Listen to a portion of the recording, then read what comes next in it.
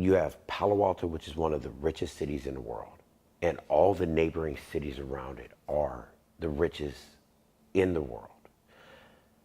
Our community is so small, so diverse, but it doesn't fit in the general scheme of things for the surrounding areas. So when we think about a fishbowl or we think about that little circle, we actually really live that. Our kids do not belong.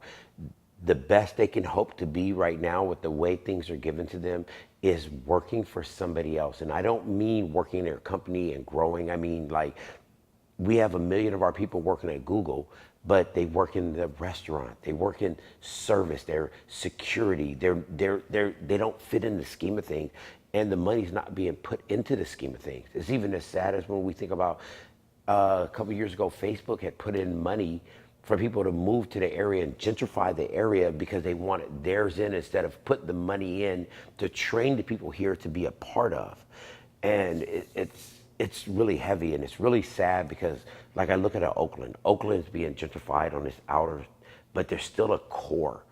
Ours is being ripped apart. I mean, we have a community where all the outsiders are buying everything up and raising the rent so high that we almost don't even exist anymore. So with us putting our cultural center together, the Muhammad Ali Cultural Center and the boxing gym, we got our sports together and we get kids, because our kids are looking for strength. They're looking for identity, and that's the thing they've been taught. If I become a football, if I come back, if I become this, I make it. So we got their interest, and then we start diverting them where they need to be. And we try to bring their own in. Because the worst thing about East Palo Alto, we have completely lost our middle class. So when this brother goes and he becomes a professor or he becomes a doctor, he moves out because his whole dream was to move away and white picket fence and take care of his family the right way. So our kids never have that middle class or that upper class to look up to in their own world. And that's what we want to bring back. So we want to bring our success stories to be here. I like when others from the other side come in and help because it makes us not nervous to walk in their areas. But once again, do we want to change our hair? Do we want to change our color? Do we want to change our mannerisms? Because the one who gave us the piece of bread is the one that we want to be like. Why can't that be us? Why can't that be ours feeding us? Why can't that be ours taking care of us? And I want the others to help us, like what Malcolm X when he saw that. But we do need to help us, and we need to see us so we know we belong and not as just a service. So in our community center, what we do is we grab all of our trouble kids. So we grab our ones that are not in trouble, but we grab the squeaky wheels because the squeaky wheel is the one that gets seen. So it's the one that allows the outsider to think how they think about the city. The squeaky wheel is also the one that will also probably show off more to get themselves in trouble, and people will follow that. So our whole thing is, let's get this safe place. Let's sit down and pull an identity. So we have a class called Roots where we bring them cultural identity and where things are the same, what you should be proud of, what you shouldn't be proud of. We show all these different pieces with that. We have another thing called Family Night, and that's just to show, it's pro-social, and it's to show the social ills that our kids are going through. So we show them alive and free, like how to stay out of prison, how to stay alive, how to be viable, and to be present in now, not dreaming about something, but how are we getting to each of those points right now? We do that. We brought the debate in.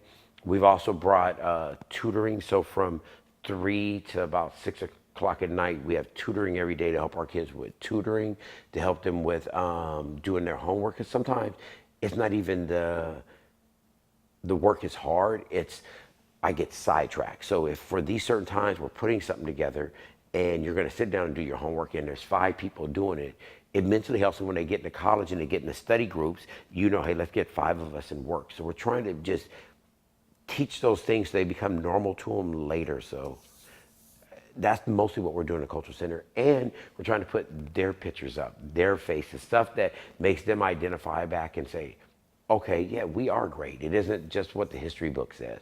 I see this every day, and sometimes I don't pay attention to it. And we're trying to allow them to see that. If I was to talk to Silicon Valley, the so-called movers and shakers, the hitters, ones with all the money, I think the first thing I would say is listen to the people.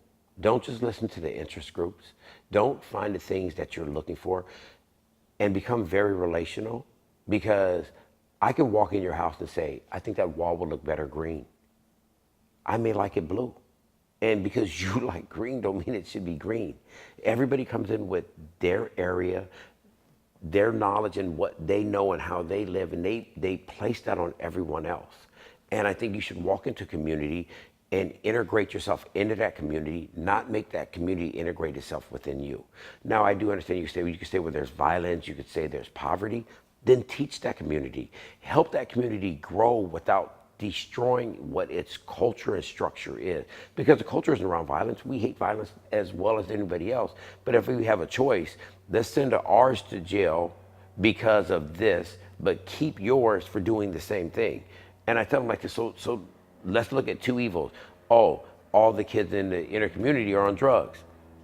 I can take you to Palo Alto and show you they're doing all the same drugs. I'm watching the news the other night and they're showing, let's do LSD to help open up our minds about being creative. Okay, so you're gonna say something on the news, you got these rich people think one way, but then when somebody else does it at a lower poverty level, then you frown on it. And I get confused on how people wanna press theirs.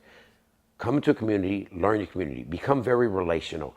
Our kids are all about relationships. They will love you if you make them feel loved. If you make them feel like, I'm gonna give this to you because I'm a big guy that can do something, they won't view you and they won't see you. So my biggest point is get to know them, get to know your community. Make your community feel good about itself and feel good about you being integrated in it. And I think that would help. Also look at what's been taught its whole life. So if it's sports or if it's music or if it's church, don't say that's right or wrong. Find out how do you take those things that are part of its fabric and you grow within that while you're adding other things to it. Like I was talking to a preacher and a preacher was trying to say, he's pressing Jesus, pressing God. I'm like, okay, I don't have a problem with religion. I have a problem when it's pressed, when you're trying to show me why it's good. How I look at things is, what would that deity do? Let that be the mindset. So come in and do the things that make people like, why are you such a good person? Why do you do this?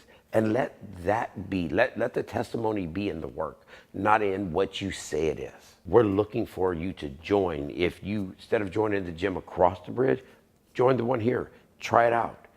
Support yours back so we stay viable. We can keep helping ours and we can keep helping sponsor programs and keep pieces alive.